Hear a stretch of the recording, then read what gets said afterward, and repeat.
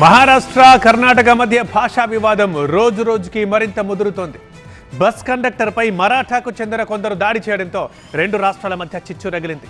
Bus కండక్టర్పై POCSO case నమోదు చేసే వరకు వచ్చింది వివాదం. కన్నడ బస్ కండక్టర్పై దాడి ఘటన కర్ణాటక మహారాష్ట్ర మధ్య మరింత ఉద్రిక్తతలను రాజేసింది. దాడి చేయడమే కాకుండా కండక్టర్పై పోక్సో కేసు కూడా నమోదు కావడంతో కన్నడ సంఘాలు రగిలిపోయాయి. ఎక్కడికక్కడ బస్సులు నిలిపివేస్తూ తమ నిరసనను వ్యక్తం చేస్తున్నాయి. ఈ నేపథ్యంలో చలో బెళగావికి పిలుపునిచ్చాయి పలు కన్నడ సంఘాలు. అయితే పోక్సో కేసు మరో మలుపు తీసుకుంది. కండక్టర్పై పోక్సో కేసు పెట్టిన మైనర్ బాలిక కుటుంబం కేసును వాపస్ తీసుకుంది.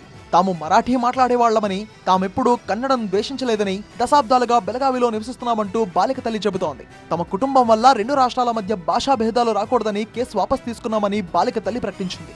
అయితే కొందరు దీన్ని రెండు రాష్ట్రాల మధ్య వివాదం చేసేందుకు ప్రయత్నిస్తున్నారని ఆమె ఆవేదన వ్యక్తం చేస్తున్నారు. 4 రోజుల కిందట డ్యూటీలో ఉన్న కేఎస్ఆర్టీసీకి చెందిన బస్ కండక్టర్పై కొందరు దాడి చేసి తీవ్రంగా గాయపరిచారు. ఈ ఘటనతో మహారాష్ట్ర కర్ణాటక మధ్య అంతరాష్ట్ర బస్ సర్వీసులు నిలిపివేశారు. ఓ ప్రయాణికుడు మరాఠీలో టికెట్ అడిగి తనకు ప్రయాణం ఉచితం కాబట్టి తాను టికెట్ అడగలేదని చెప్పడంతో వారి మధ్య గొడవ ప్రారంభమైంది. కేఎస్ఆర్టీసీకి చెందిన కండక్టర్ మహాదేవ్ హుక్కేరి తనకు మరాఠీ అర్థం కాలేదని కన్నడలో మాట్లాడాలని కోరడంతో గొడవ మరింత ముదిరింది. కండక్టర్ మరికొంతమంది మరాఠీ మాట్లాడే ప్రయాణికుల మధ్య తీవ్ర వాగ్వాదం నెలకొంది. మరాఠీలో మాట్లాడినందుకు కండక్టర్ను చెంపదెబ్బలు కొట్టి ఇష్టం వచ్చినట్టు బూతులు తిట్టారు. కండక్టర్పై దాడికి సంబంధించిన వీడియో బెళగావిలోని సోషల్ మీడియా ప్లాట్ఫామ్స్ లో ఫుల్ వైరల్ గా మారింది. ఇప్పుడు ఈ వివాదం మరింత రాజుకుంది. కేసు వాపస్ తీసుకున్న కన్నడ సంఘాల ఆందోళన తగ్గలేదు.